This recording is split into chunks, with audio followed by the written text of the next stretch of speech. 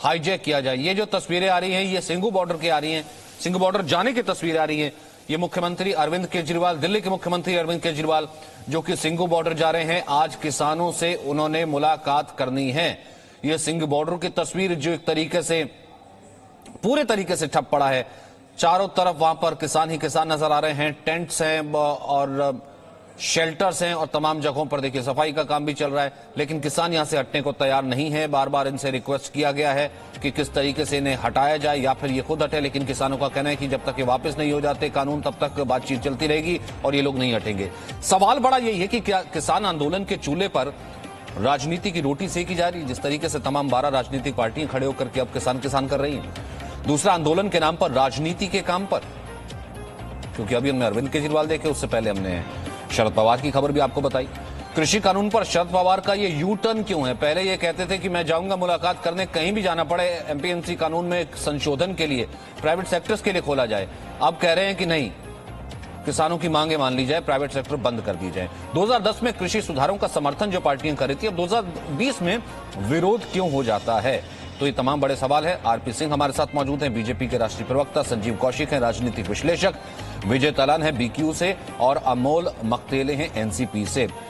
विजय तालान, अब तो खुलकर के कई कांग्रेस किसान नेता कहने लगे कि किसान इस आंदोलन को यहां तक लेकर के आया, अब पीछे राजनीतिक पार्टियां या तो हाईजैक करने की कोशिश कर रही हैं या अपनी राजनीतिक फसल काटने की कोशिश कर रही हैं।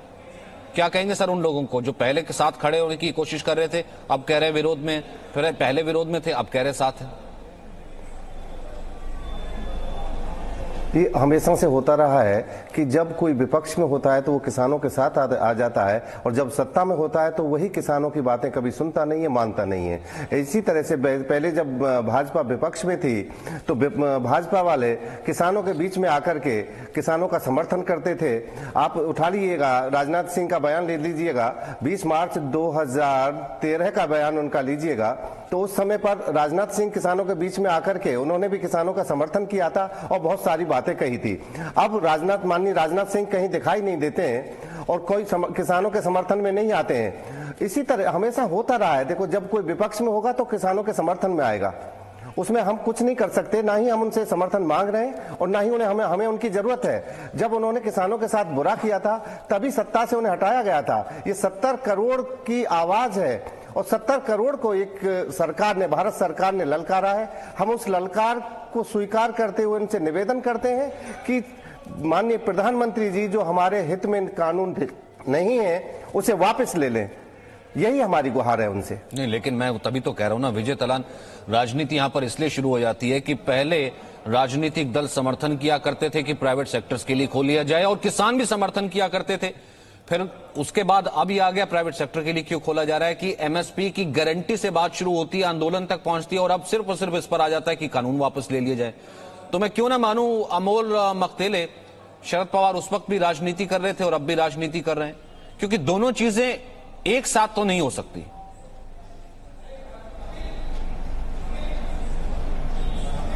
देखिए, पवार साहब देश के 10 साल कृषि मंत्री रहे, तभी भी किसान के साथ रहे।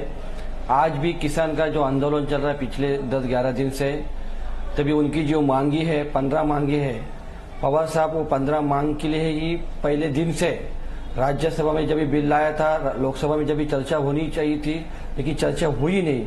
इसके खिलाफ राष्ट्रीय कांग्रेस पार्टी पहले दिन से है और किसान के साथ है।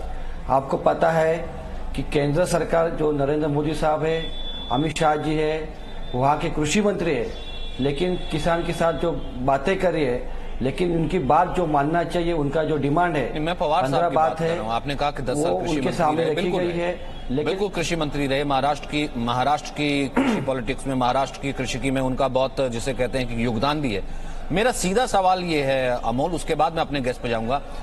उस वक्त शरद पवार का स्टैंड ठीक था जिस वक्त कह रहे थे कि मैं आंदोलन पर बैठ जाऊंगा अगर प्राइवेट प्लेयर्स को एंट्री नहीं दी गई, किसानों के लिए विकल्प नहीं दिया गया, या आज शरद पवार का स्टैंड ठीक है जब ये कह रहे हैं कि मैं किसानों का हितैषी हूं, राष्ट्रपति से मिल लूंगा अगर प्राइवेट प्लेयर्स आ गए?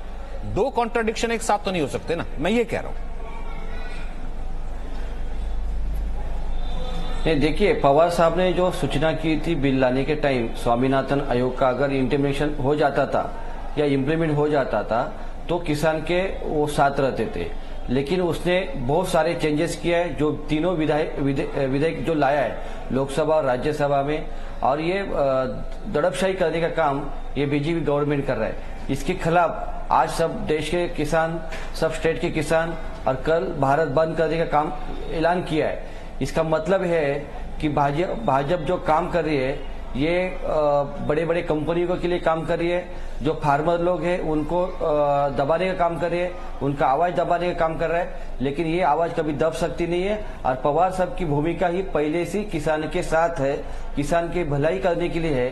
किसान के जो खेती में जो गेहूं है, चावल है, जो भी उगता है उसके लिए अच्छे मार्केट मिलना चाहिए, उसका अच्छा दाम मिलना चाहिए। सर मैं वही तो कह रहा हूँ ना कि डबल स्टैंडर्ड नहीं है तो क्या हुआ? ये दोनों चीजें क्या ठीक हो सकती हैं? आरपी सिंह जी, क्या दोनों चीजें ठीक हो सकती हैं? पहले आप लेटर लेकर के पहुंच जाओ कि आपने जो है एक्ट में बदलाव करना पड़ेगा, नहीं करोगे तो देखिए किसानों को हक मारा जाएगा।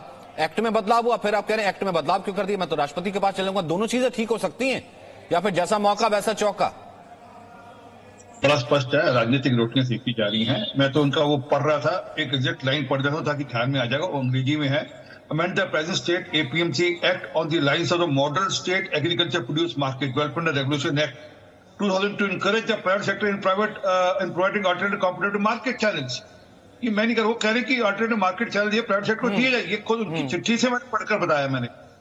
असल में क्या कि वो यूपीए का हिस्सा थे, मनमोहन सिंह जी की, राहुल गांधी की, सोनिया गांधी की इस पे मोहर थी। कोई कैप्टन मंत्री बिना कैबिनेट के चर्चा किए बिना कोई इस प्रकार का पत्र लिखते हैं, और ये 2010 का पत्र और 2003 का हवाला दे रहे हैं वो कि किस प्रकार हम चाहते थे, 2003 से चाहते थे। असल में राजनीतिक रोटी से मैं एक चीज और बताना चाहता हूं इस समय आपको। हमारे यहाँ किसान नेता बैठे, इनसे पूछो कि भूपेंद्र सिंह मान इनके नेता हैं, चेयरमैन हैं BQE के, वो खुद क्या कहते हैं उनकी जरा जानकारी दे दूं आपको। वो कहते हैं कि 2012 में कह रहे हैं वो मान साहब जो कि चेयरमैन है भारतीय किसान यूनियन के, वो कहते हैं कि मैंने delegation met Rahul Gandhi and requested him to start giving direct payment to farmers instead of through commission agents. ये मैं नहीं कह रहा, ये खुद कह रहे हैं। फिर कह रहे हैं कॉर्पोरेट्स को अलाउ करो गेहूं उठाने के लिए। तो असल में क्या कि जब जैसी जरूरत हो, और ये BQE के नेता हैं, भारतीय किसान यूनियन के नेता हैं, राज्यसभा सांसद रहे हैं, और अपने संबंध अमरिंदर सिंह और राहुल गांधी के नजदीक, अपने आप को अमरिंदर सिंह और राहुल गांधी के नजदीक ही बताते हैं। पूछ लीजिए भूपेंद्र सिंह मान के नेता है या नहीं है, मैं थोड़ा कह रहा हूं। असल में क्या कि असली बात यह है सचिन, कैप्टन अमरिंदर सिंह ने कसम खाई थी गुटखा साहब की हाथ में पकड़कर कि मैं 90,000 करोड़ रुपए का किसान ऋण माफ करूंगा, मैं बच्चों को फ्री मोबाइल दूंगा। वो अपनी कस्में भूल बैठे हैं। मैं 7 दिन में नशा मुक्त कर दूंगा, ये उनका वीडियो भेजूंगा, 7 दिन में नशा मुक्त कर दूंगा। उनमें से एक वादा नहीं पूरा कर पाए, एक अपनी कसम पूरी नहीं कर पाए। उनको भटकाना है, वो इसलिए कर रहे हैं सब कुछ, और ये सारा उनका किया करा है। बात ये है ना सिंह साहब, ऐसे में मोहरा तो किसान बन जाता है। कौशिक जी, ऐसे में मोहरा तो किसान बन जाता है ना। मुझे एक बात बताइए, राहुल गांधी भी ट्वीट कर देते हैं, किसान खड़ा होकर के कहता है कि ठंड में रात गुजारूं मैं, घास फूस खाऊं मैं, किसी तरीके से सोऊं मैं, आंदोलन करूं मैं, और ट्वीट करके राजनीति चमका ले राहुल गांधी समेत 12 अन्य पार्टियां। तब कहां चले जाते हैं कि पहले इनको वही किसान सुधार नजर आता था राहुल गांधी और यूपीए को, अब यही किसान काला कानून नजर आता है। देखिए सचिन, ये दरअसल में भारतीय सरकार ने ये समझ लिया था कि कमजोर विपक्ष का मतलब कमजोर किसान होता है। किसानों ने ये दिखा दिया पहली बात कि हम कमजोर नहीं हैं। दूसरी चीज, यदि कोई समर्थन में आना चाहता है या समर्थन में खड़ा होना चाहता है, किसानों ने हमेशा से स्वागत किया है। और बार बार जो ये पवार साहब के लाइन को कोट करने का प्रयास किया जा रहा है, प्राइवेट को सेक्टर को यदि घुसाने की बात थी, वो उसमें MSP खत्म करने की बात कहाँ थी? उसके लिए गारंटी ही तो चाहिए। किसान यही तो चाह रहा था कि आप घुसाइए, लाइए, स्वागत है उनका। वो तो यही चाह रहा है कि आप हमें ये भी गारंटी दीजिए। दरअसल आप जिन लोगों के लिए कानून बनाते हैं, कभी एक बार उनसे पूछ भी लिया कीजिए। आप अपने मर्जी से कानून बनाते हैं, जो मन में आता है वो बना लेते हैं, और उसके बाद में आप कहते हैं कि नहीं हमने आपके हित के लिए बनाया, और जिसके हित के लिए बनाया वो सड़कों पे आ जाते हैं, आपके विरोध में नारे लगाते हैं। वो चाहते हैं कि आप जो कानून बनाया उसे वापस लीजिए। आप लगातार अपने जिद को छोड़ने के लिए तैयार नहीं है, और इस बार मुझे ऐसा लगता है कि यदि अपने जिद पे अड़े रहे तो आने वाले वक्त में जिस तरह से किसानों ने अपनी राह ठानी है और लगातार सरकार को एहसास कराया है कि हमें कमजोर ना समझे, बहुत बड़े संकट से गुजरने वाली है सरकार को यह मानने में कोई गुरेज नहीं होनी चाहिए। मुझे तो लगता है बड़े संकट से देश गुजरने वाला है। मुझे तो लगता है बड़े संकट से देश गुजरने वाला है, क्योंकि किसानों के कंधे पर नहीं, क्योंकि किसानों के कंधे पर रख के जो बंदूक चलाने की कोशिश की जा रही है, तलन साहब ये बहुत अच्छे से जानते हैं। नहीं, ये विजय तलन भी बहुत अच्छे से जानते हैं। मैं आपको अभी किसानों की आवाज सुना दूंगा, मैं आपको ले चलूंगा वहां पर नोएडा यूपी बॉर्डर पर जो बैठे हुए हैं किसान, सिंगू बॉर्डर पर बैठे हुए हैं। वो कहते हैं कि एक एक आदमी को, एक भी नेता यहां आना जाए हम अलाउ नहीं करेंगे। यहाँ पे खड़े होकर भाषणबाजी की बात नहीं है। और ये 12 तस्वीरें मैं दिखा रहा हूं, एक नहीं बार बार दिखा रहा हूं, 12 तस्वीरें, ताकि लोग देखें, उन्हें समझ में आए कि आखिरकार इन पार्टियों का छल है क्या। किसान तो बहाना है क्या, राजनीति चमकाना है और राजनीति रोटी सेकने की ही क्या ये पूरी तैयारी है। विजय तलन, वापस आऊंगा आपके पास, क्योंकि किसान के नाम पर हाईजैक करने की ये पूरी कोशिश की जा रही है और ये आपके लिए बहुत ज्यादा जरूरी है चीजों को देखना। एक छोटा सा ब्रेक, मेरे साथ मेहमान बना रहेंगे, चर्चा लगातार जारी है। दरअसल हम कह क्यों रहे हैं, आपको समझना पड़ेगा कि ये राजनीति की रोटी सेकने की तैयारी किसानों के ऊपर हो रही है, क्योंकि किसानों का आंदोलन शुरू हुआ। हम पहले दिन से कह रहे हैं कि अन्नदाता की एक एक बात मानी जानी चाहिए। किसान दरअसल कह क्या रहे हैं, सबसे पहले समझिए। अगर नेता वाकई समर्थन में है तो हमारे साथ धरने पर आकर के क्यों नहीं बैठे। राहुल गांधी क्या एक ही दिन आए हैं, एक भी दिन आए हैं कि एक रात मैं गुजार लेता हूं आपके साथ। अखिलेश यादव एक भी दिन आए हैं कि मैं आपके साथ तंबू में रह लेता हूं। विपक्षी नेता यहां पर आए, हमारे साथ रहे, हमारे साथ खाएं, हमारे साथ पिए। हमने आंदोलन शुरू किया तो विपक्षी नेता हाईजैक करना चाहते हैं और किसान इसको बखूबी जानता है। ये बाकायदा किसानों के जितने नेता है, राकेश टिकैत से लेकर के तमाम जितने और बड़े नेता वहां पर मौजूद है, भले सिंगू बॉर्डर पर, किसानों का इसको लेकर के काफी ज्यादा गुस्सा है। जब बिल पास हो रहा था तो ये सारे विपक्षी नेता कहां थे। तलन साहब, इसलिए मैं कह रहा था ना, काम करे किसान, फसल उगाए किसान और राजनीतिक रोटी सेके ये विपक्षी पार्टियां, इनको तो एक्सपोज करना आपकी जिम्मेदारी है ना। सचिन जी, 70-72 साल के इतिहास में कभी ऐसा नहीं हुआ है कि कोई भी राजनीतिक दल किसानों के साथ खड़ा हुआ हो, सत्ताधारी दल। और यही जब ये विपक्ष में चले जाते हैं, मैं पहले भी इसे कह चुका हूं, जब ये विपक्ष में पहुंचते हैं तो किसानों के साथ खड़े होते हैं। इस बात का ज्ञान हमको अच्छी तरह से है। और सत्ताधारी पार्टी कभी, किसानों का हितैषी कौन? 70 साल में मैं तो कह रहा हूं ना एमएसपी की गारंटी मिली, ना मंडियां जो है, तो दो स्टेट को छोड़ दो, 6% के अलावा जो है पूरे भारत में एमएसपी ढंग से नहीं आता। अब एक ऐसा एक वक्त आ रहा है तलन साहब, मैं अगर सीरियसली बात करूं, मैं भी किसानी को कम से कम बहुत अंदर से तो नहीं तो कम से कम इतना जरूर जानता हूं, मैं भी जिस आता हूं जिस जगह से, कि एमएसपी की गारंटी तक सरकार को ले आना ये एक बहुत बड़ी बात है। मैं ये नहीं कह रहा आगे मांगे खत्म हो जाते हैं, और भी बाकी चीजें हैं, लेकिन जब 70 साल में कुछ नहीं हुआ, एक नई शुरुआत तो की जा सकती ना, उसको राजनीतिक तौर पर हाईजैक क्यों होने देना। सचिन जी, इसकी जिम्मेदारी तो सरकार की बनती है। हम 12वां दिन आज हमको है, हम 12 घंटे में ही हमारी समस्या का समाधान कर क्यों नहीं दिया गया।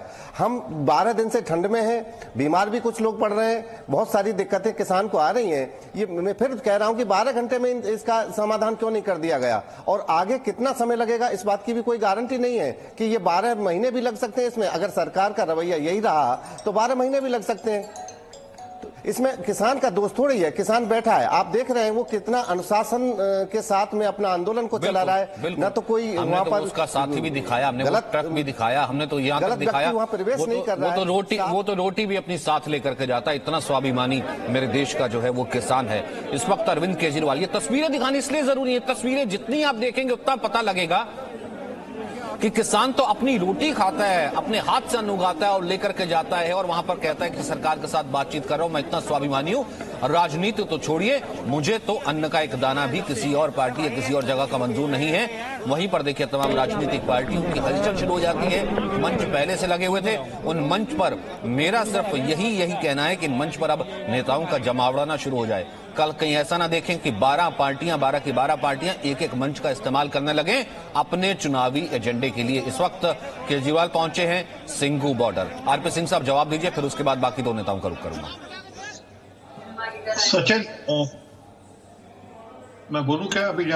जी सचिन, बड़ा स्पष्ट है, मेरे दोस्त यहां बैठे हैं, किसान मित्र बैठे हैं मेरे, मैं उनसे हाथ जोड़कर विनती कर रहा हूं। आपने कुछ मांगे रखी हैं, उनका संशोधन सरकार करने को सोच रही है, आप उस पर चलिए ना। आप अच्छा, कल तक किसान यूनियन कहती रही कि हमको प्राइवेट प्लेयर्स को बेचने की छूट मिले, उनके मैं आपको मैनिफेस्टोज, उनके कागज, उनके प्रेस कटिंग्स, उनके जो लोगों को पत्र दिए वो दिखा सकता हूं अभी मैं आपको, और मेरे नहीं है, ये उनके हैं।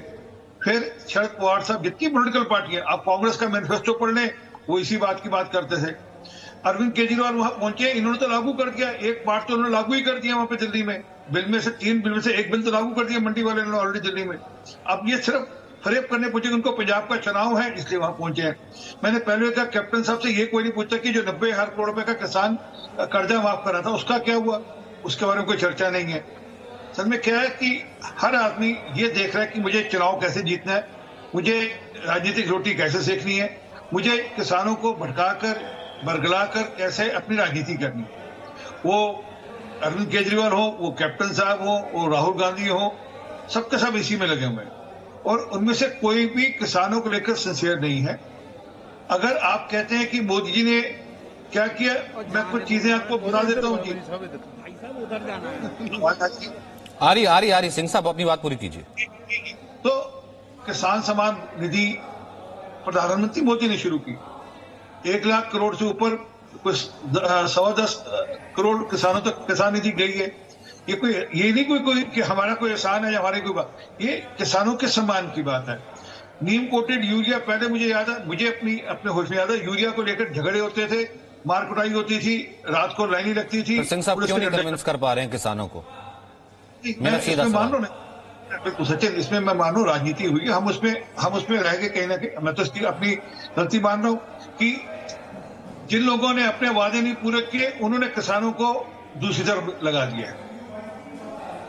कैप्टन साहब 3 बिल लेकर, एक बिल ले आते ना कि 90,000 करोड़ का किसानों का कर्जा माफ करो, गुटका साहब की कसम खाकर कहा था कि मैं नशा हटा दूंगा, मैं बच्चों को मोबाइल दूंगा। असल में अपने किए वादे पूरे हुए नहीं, इसलिए किसानों का ध्यान भटका दो, ताकि साल बाद चुनाव है, किसान को ये कहें कि देखो हम तो आपके साथ हैं और केंद्र सरकार आपके साथ नहीं है। और यही कैप्टन साहब यहाँ पर पार्लियामेंट्री पैनल में आते रहे, मनप्रीत सिंह बादल यहाँ पे पार्लियामेंट्री पैनल में भागीदारी करते रहे। सर कोई बड़ी बात नहीं है, आज मैं यहाँ पर अरविंद केजरीवाल को देख रहा हूँ, कल यहाँ पर और नेताओं का जमावड़ा, कल यहाँ पर 10-12 और नेता यहाँ पर आने लग जाएंगे। वो जो तमाम 12 तस्वीरें मैं दिखा रहा हूँ, एक बार फिर से मैं दिखाऊंगा कि वो स्क्रीन पर दिखाई जाए। वो 12 तस्वीरें नहीं है, वो 12 पार्टियां हैं, वो 12 चेहरे हैं जो किसानों के चेहरे पर अपना पोस्टर लगाना चाहते हैं। और किसान बाकायदा कह रहा है कि भैया आपके पोस्टर की जरूरत नहीं है, किसी को चुनाव की पड़ी है, किसी को पड़ी है कि मैं कन्नौज जाकर के यात्रा कर लूंगा, लेकिन किसान कह रहा है कि हमारे हित की जो बात करेगा हम सिर्फ उसी से बात कर रहे हैं। संजीव कौशिक, क्योंकि किसान बखूबी जानता है, यूपीए के टाइम पे, एक सेकंड में सुनने की कोशिश करता हूं मनीष। यहाँ पर किसानों की सेवा का जो काम सरकार की ओर से किया जा रहा है, उसका निरीक्षण करने आज मुख्यमंत्री जी आप लोग अंदर भी जा रहे हैं, मिलने भी जा रहे हैं कि अंदर की यहीं पे? नहीं, अभी तो आज तो सेवा का काम देखना है कि जो सेवा का काम ठीक चल रहा है, जो किसानों की सेवा के लिए काम शुरू किया गया है।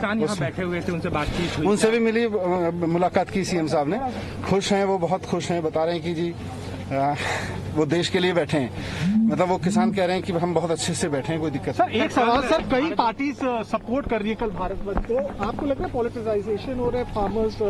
नहीं, किसानों को अगर प्रॉब्लम है तो सारी पॉलिटिकल पार्टीज को सामने आना चाहिए।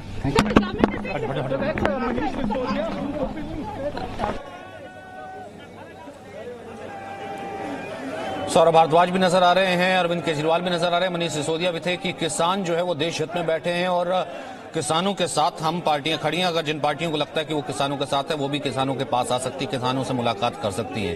तो यही तो फिर पीपली लाइव हो जाएगा। संजीव कौशिक, मैं ये नहीं कह रहा कि किसी किसानों का इंटरेस्ट यहाँ पर बरगलाना चाहिए, किसान अपनी बात कर रहा है, किसान जानता है कि उसे कैसे बात करनी है, लेकिन किसान फिर ये भी पूछता है ना, एक रात गुजारेंगे हमारे साथ टेंट में? जी, सबसे बड़ी समस्या यह है कि सरकार ये तय नहीं कर पा रही है कि जो बैठे हैं वो वाकई किसान हैं या कांग्रेस के कार्यकर्ता हैं या किसी और पार्टी के लोग हैं। सबसे पहले आप लगातार जिस तरह की बात कर रहे हैं, एक तरफ तो ये बताने की कोशिश की जा रही है कि ये जो राजनीतिक दल के लोग हैं उनके साथ जाके बैठते नहीं, जब जाके बैठना शुरू कर देंगे तो आप कहना शुरू कर देंगे कि हाईजैक कर लिया। सवाल ये है कि किसानों के आंदोलन के धार को कुंद करने का प्रयास करने वाले ये लोग हैं कौन? गुरुजी, मैं किसानों पे तो सवाल उठा ही नहीं रहा, मैं तो पार्टियों पे सवाल उठा रहा हूँ। एक रात बिता आते ना, मैं कह रहा हूँ राहुल गांधी नहीं तो कम से कम एक रात संजीव कौशिक ही बिता आते। मैं कहने को तो वही होता, कह देखिए रहा हूं। संजीव कौशिक रात बिताए वहां पर लेट करके आ गए दरी के ऊपर इतनी ठंड में, राहुल गांधी कब जाएंगे? एक कार्यकर्ता तो आदत वहां पे बिताता रात किसानों के देखिए, साथ। सचिन जी बात क्या है, सचिन जी बात ये है कि जिस तरह से ये काले कानून लाए गए, अध्यादेश के तौर पे इस कोरोना काल में चुपके से ये कानून लाया गया, उसके बाद में ध्वनि मत से पारित करा दिया यही गया कानून यूपीए के टाइम पे कृषि सुधार कानून, अब काला कानून। मैं वही तो कह रहा हूं ना, ये हिपोक्रेसी नहीं तो क्या है? यही कानून जो है कृषि सुधार कानून और किसानों के हित का कानून और ना जाने क्या हो जाएगा, यही अब काला कानून। साहब किसके लिए? जिसके लिए आपने बनाया, कम से कम उससे एक बार बातचीत कर लेते, उसे रात कर लेते, उसे मशविरा कर लेते, उसे कम से कम संतोष दिलाते कि नहीं हम आपके लिए ला रहे हैं। सबसे बड़ी समस्या यही है कि जिसके लिए कानून आपने लाया उसी से आपने बातचीत नहीं करी। आपने कहा कुछ और और किया कुछ और।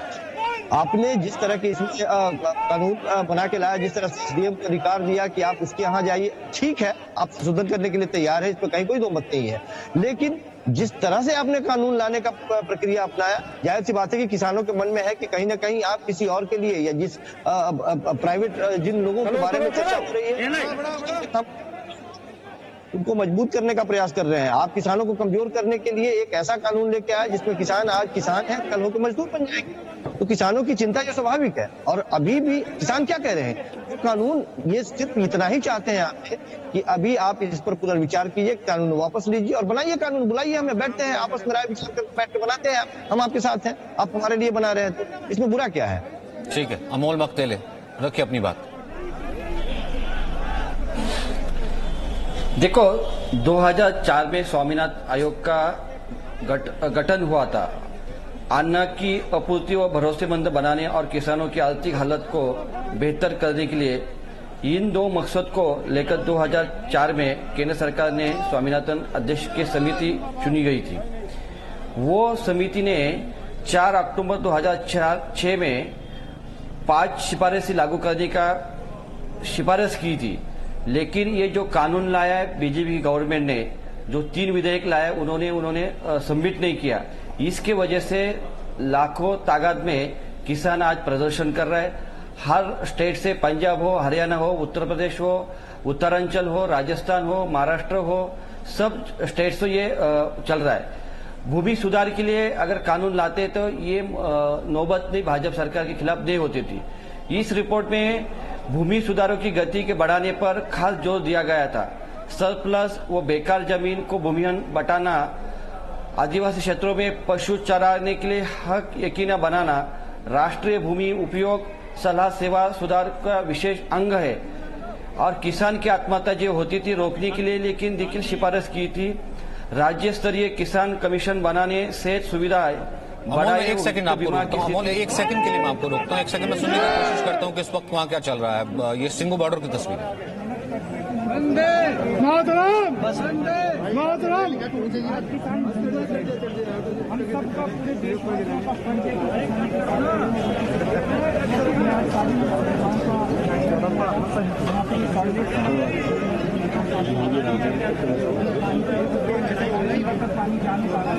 ठीक है, आप पहुंचे हैं किसानों के आंदोलन में। ये तस्वीरें इस वक्त आप लाइव देख रहे हैं। फिलहाल हम सुन तो नहीं पा रहे हैं किसानों का आंदोलन क्या कह रहा है। अमोल, मेरा सवाल सिर्फ इतना है, फिर उसके बाद विजय तलन मैं आपके पास आऊंगा।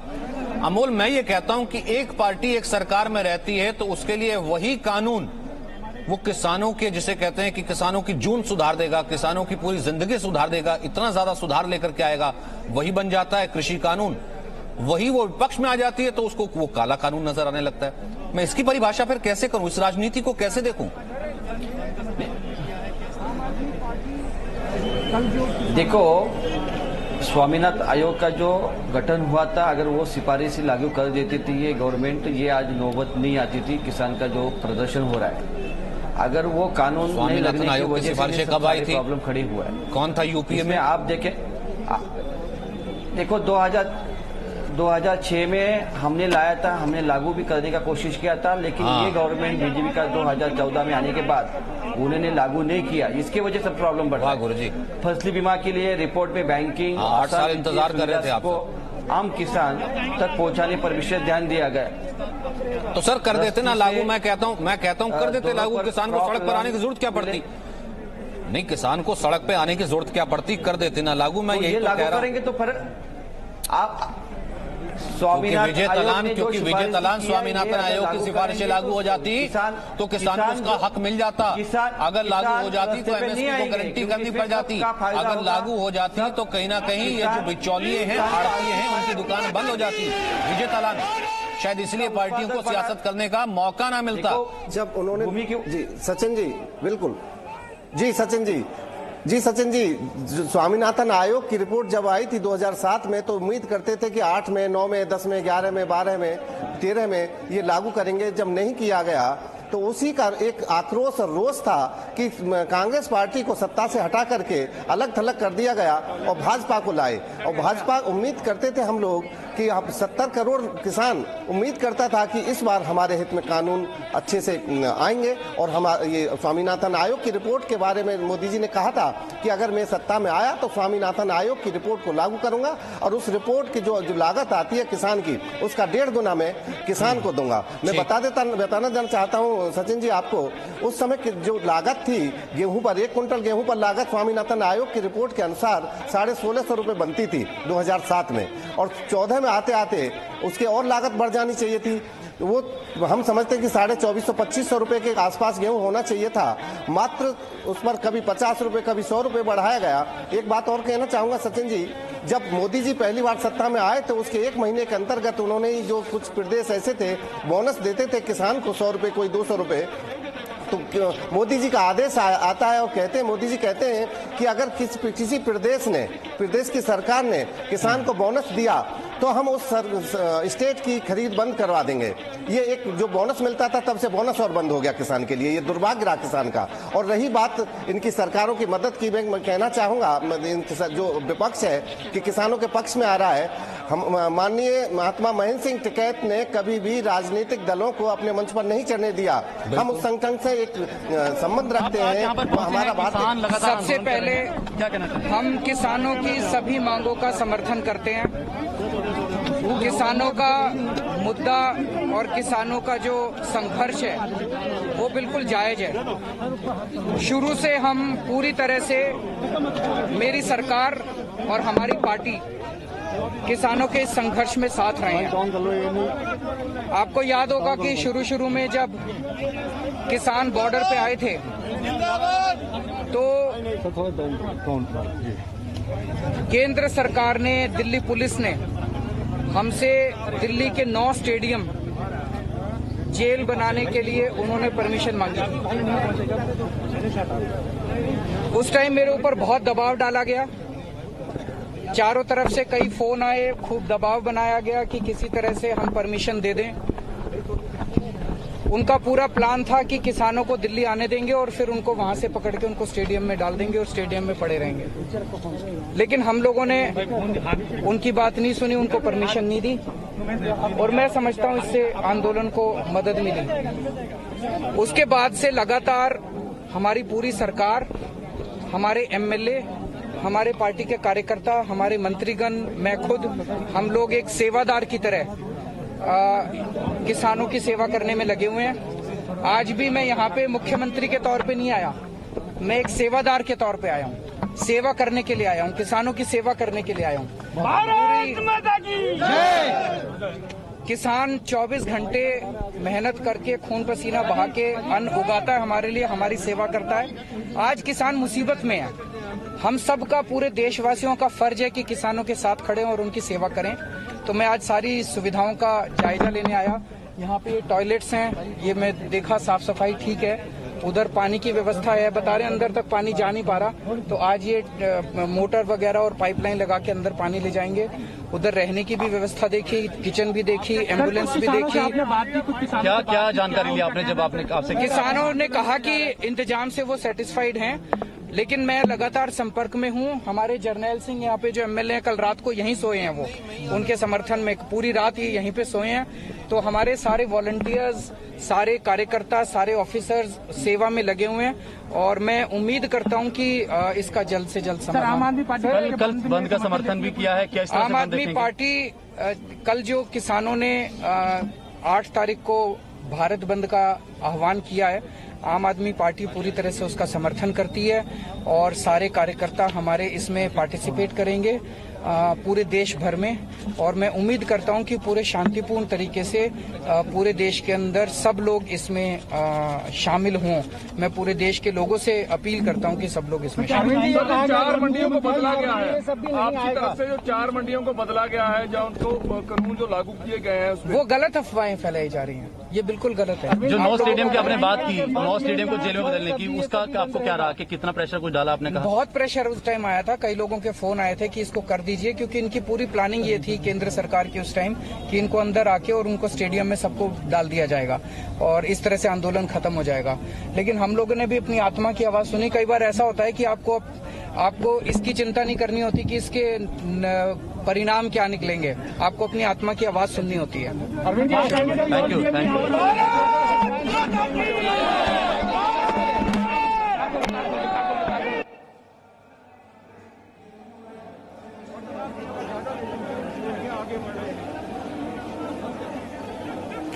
तो अरविंद केजरीवाल एक बड़ी बात बोलते हैं, वो ये कहते हुए कि मैं यहाँ पर आया हूँ एक कार्यकर्ता की तरह, यहाँ पर आया हूँ एक सेवक की तरह। और अगर मैं सीधा सवाल ये उठाऊं कि क्या दिल्ली को बंधक बनाने का प्लान अरविंद केजरीवाल का था? क्योंकि जिस वक्त किसान पहुंच गए वो कह रहे थे कि हमें दिल्ली आने दिया जाए। अरविंद केजरीवाल ने कहा कि मैंने ये कोशिश की कि 5 स्टेडियम में कहा गया था, परमिशन मांगी गई थी दिल्ली पुलिस की तरफ से कि 5 स्टेडियम हमें दे दिए जाएं। वो किसानों को उस पर वहां पर ले जाना चाहते थे, अस्थायी जेल बनाना चाहते थे, लेकिन मैंने इसकी इजाजत नहीं दी। तो यानी कि दिल्ली के जो बॉर्डर सील हैं, क्या उसके पीछे केजरीवाल का प्लान है? क्या उन्हें मालूम था कि दिल्ली के बॉर्डर पर ही रोक लिया जाए और उसके बाद उन्हें इजाजत नहीं दी जाए स्टेडियम को अस्थायी जेल बनाने की? तो दिल्ली बंधक क्या आपकी वजह से ही बनी हुई है?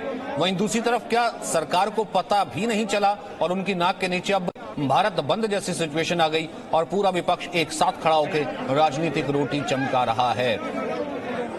क्या कुछ कहा केजरीवाल ने, एक बार फिर सुनते हैं। किसान लगातार सबसे पहले क्या कहना चाहते हैं? हम किसानों की सभी मांगों का समर्थन करते हैं। किसानों का मुद्दा और किसानों का जो संघर्ष है वो बिल्कुल जायज है। शुरू से हम पूरी तरह से, मेरी सरकार और हमारी पार्टी किसानों के इस संघर्ष में साथ रहे हैं। आपको याद होगा कि शुरू में जब किसान बॉर्डर पे आए थे तो केंद्र सरकार ने, दिल्ली पुलिस ने हमसे दिल्ली के 9 स्टेडियम जेल बनाने के लिए उन्होंने परमिशन मांगी। उस टाइम मेरे ऊपर बहुत दबाव डाला गया, चारों तरफ से कई फोन आए, खूब दबाव बनाया गया कि किसी तरह से हम परमिशन दे दें। उनका पूरा प्लान था कि किसानों को दिल्ली आने देंगे और फिर उनको वहां से पकड़ के उनको स्टेडियम में डाल देंगे। और तो अरविंद केजरीवाल ये कहते हुए कि देश की जनता किसानों का साथ दे, किसान जो हैं धरने पर बैठे हुए हैं और हम इसी का समर्थन करने के लिए आए थे, किसानों की मांगों के साथ खड़े हैं। कुल मिलाकर के ऐसी जो संख्या है वो फिलहाल 12 हो चलिए 12 इस वक्त राजनीतिक पार्टियां कह रही हैं कि वो भारत बंद का समर्थन कर रहे हैं। छोटे से ब्रेक, वापस आ रहे हैं। Presenting B News app available on Google Play and App Store. Download it now.